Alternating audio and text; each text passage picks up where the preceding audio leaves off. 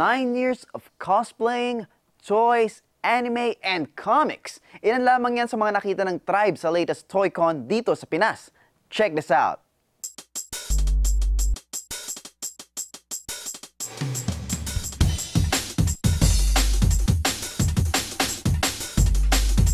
Malamang, kilala niyo si Batman.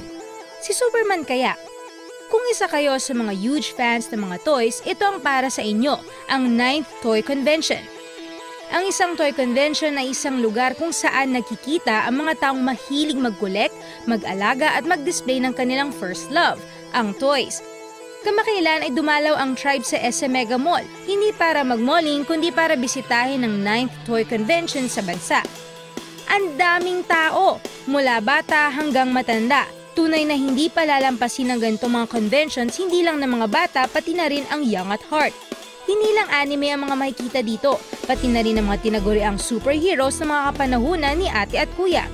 Mga collectibles at memorabilia, meron din. Sina Batman, Spider-Man, Superman at Captain America ay ilan lamang sa mga nakagisna ng mga ate at kuya natin. Hindi lang mga superheroes ng DC Comics ang nandun. Naroon din makikita ang mga characters mula sa mga kilalang films katulad na lang ng Star Wars, X-Men, pati si Iron Man meron din.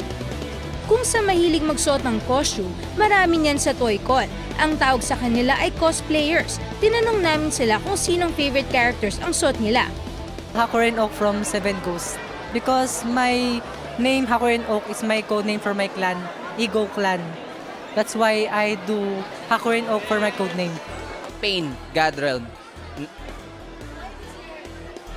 Because somehow it symbolizes my own character. I'm kinda aloof from other people. By portraying this character, I feel more like myself. Grand Chase. She's kind of unique, and I like her. I like her outfit. She's like a snow queen, and I know she's a brave one, and we're both the same, so I choose her.